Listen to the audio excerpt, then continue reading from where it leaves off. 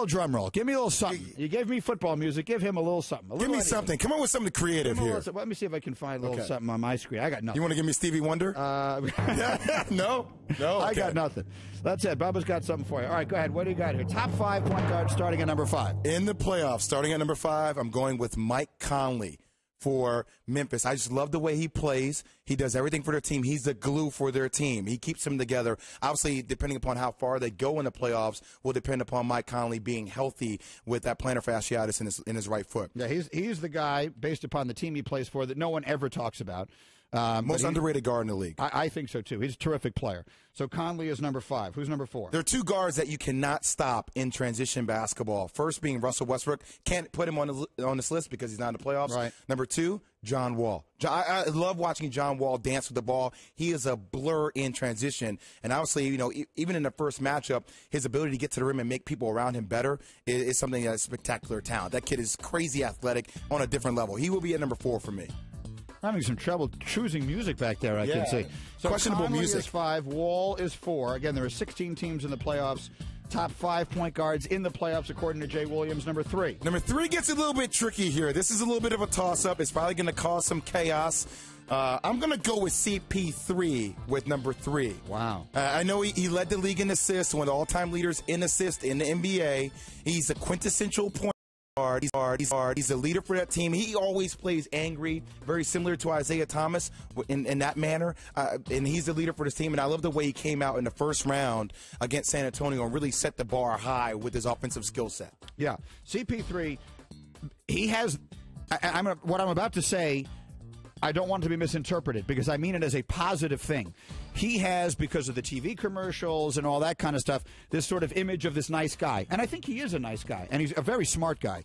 But on the court, he's a tough player. Oh, he's not a nice guy on the court at all. He is a very tough. Did you play against him? No, I didn't. But I remember sitting in a game watching Duke play against Wake Forest, and Duke was winning in that ball game. And look, it wasn't the right play. Mm-hmm. It was the wrong play. It was kind of a dirty play, but it gave me insight to how competitive CP3 is. A kid for Duke went up for a shot. He gave him a little tap in the private area, and he gave him a little tap, and I was like, "Oh, CP3 has a dark side." That's an uncomfortable laugh on my part.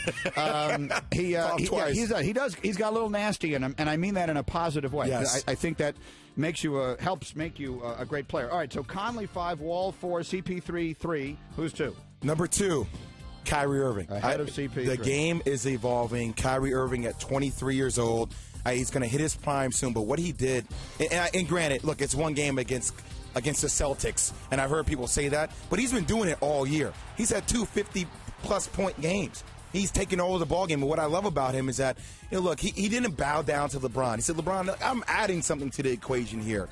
And I said it 2 years ago. I thought he was a top 5 point guard. He's moving his way up the list, in my opinion. All right, so we got Conley, Wall, CP3, Kyrie, and then, number 1. And then you have to go with the Pistol Pete Maravich of our generation. Yeah. It's Stephen Curry.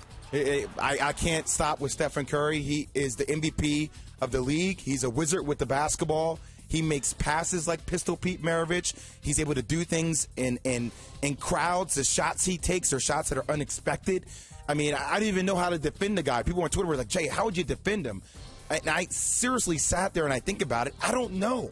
You can't double team him because he has too many options offensively. And he's a willing passer, which makes him scary. So there's Jay Williams, top 5 point guards. Love to hear your perspective. Conley, Wall, CP3, Kyrie. In the playoffs. In the playoffs. So that doesn't include Russell Westbrook. There's 2 names you left out. Okay. One of them I understand. One of them I'm going to strongly disagree with you. In my opinion, you left out the number 1 guy. And I'll tell you who that is next on Mike and Mike after this word from Casper Sleep. Try this. Take the sheets off your bed. You've probably got weird divots and stains. It's disgusting and probably ruining your sleep. Get yourself a Casper mattress. It'll change your life.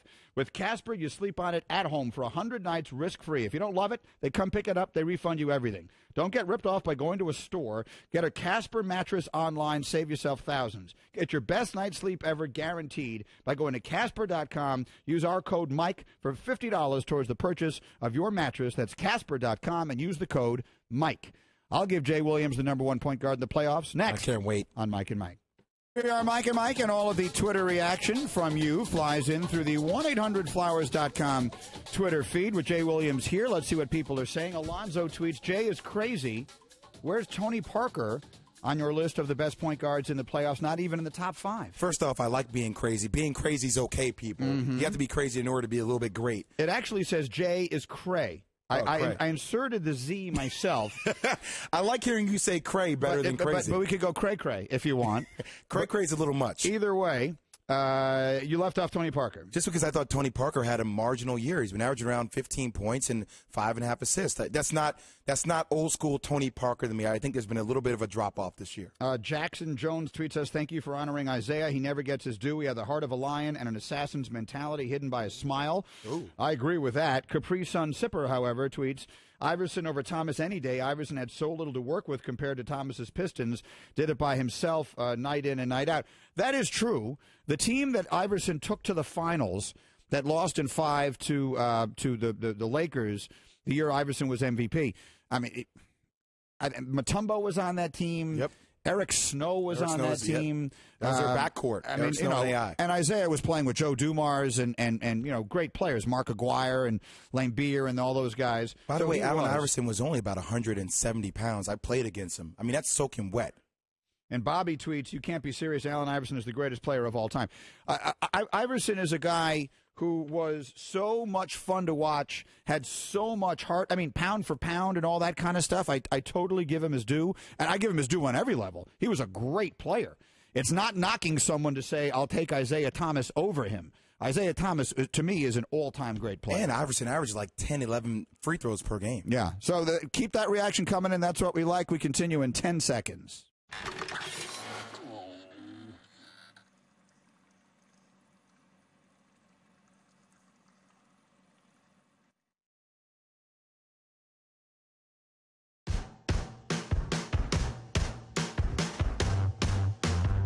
We're Mike and Mike, where our Sports Center is brought to you by Scotts. Now is the time to protect your lawn from weeds with Scotts Turf Builder Weed and Feed. Kills weeds while it feeds to strengthen and thicken your lawn. Weed your lawn and feed it. Jay Williams is in for Golick today. He just gave you his list of the top 5 point guards currently in the playoffs. So that does not include Russell Westbrook. He went Mike Conley 5, John Wall 4, CP3 3, Kyrie Irving 2, Steph Curry 1. Couple of things that people were tweeting at us. You did not include Tony Parker. You did not include Damian Lillard, who, via his regular season performance, I would think deserves some consideration. He had a very bad first night. Very bad. But I understand Dame Lillard. If you're asking me if you're asking me which guy would I rather have on my team, I would take Dame Lillard over John Wall and over Mike Conley. Really? If I was starting a team right now, I would take Damian Lillard. You wouldn't? No, I like what Mike Conley brings to the table defensively, and I like his basketball IQ. I think Dame is a little bit small, and I haven't really seen him locked down defensively yet to get into this list. I mean, I'm not saying Kyrie can, because Kyrie needs to be better at defensive too. I just think his offensive talent overwhelms people. See, look, Damian Lillard plays in Portland. I watch as many of his games as I can because I'm a big fan of his, and my kid is a big fan of his.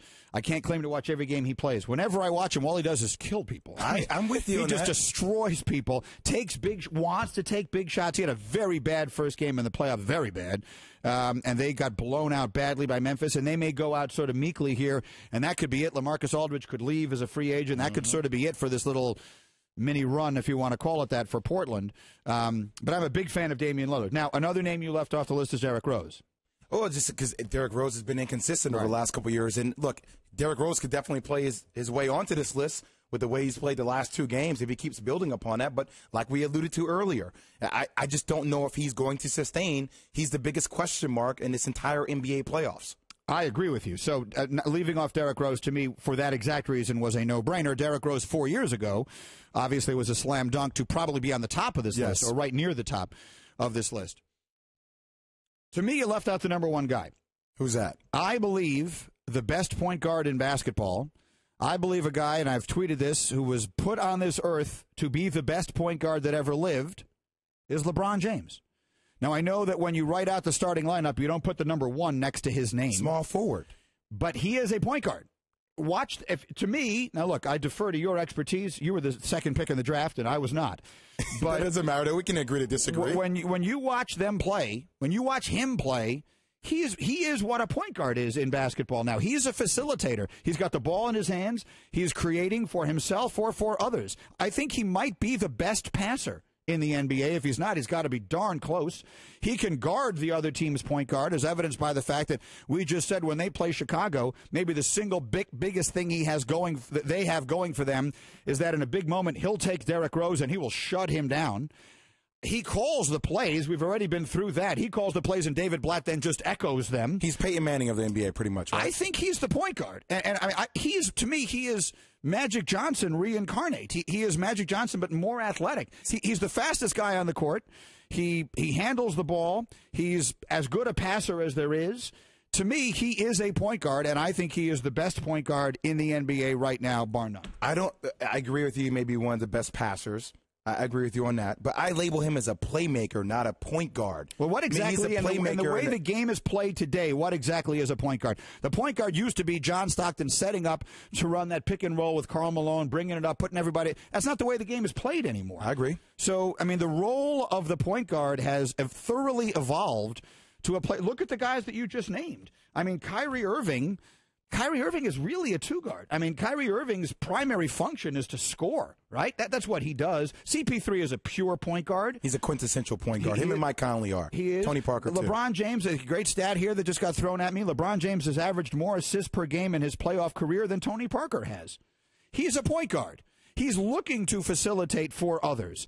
Maybe sometimes we have criticized him for being too unselfish, too much of a willing passer. But can't you say there are other guys in the league who are great passers? I mean, Joakim Noah leads the Bulls in assists per game. Is he a point guard or is he a playmaker? But he doesn't facilitate the offense. They're not running the offense. He's not the one standing there. When you bring the ball up the floor and you get the ball, LeBron A can bring the ball up the floor. B, you get it in his hands and start the offense with him handling the ball and deciding what to do with it. He's going to break down his man. He's going to drive to the basket. He's going to score and get fouled, or he's going to kick it out to someone else. He's going to draw the double. He does what point guards do. How come you didn't call me last night when I was coming up with the list and talk me through this? Well, I'm going to teach you some tricks here.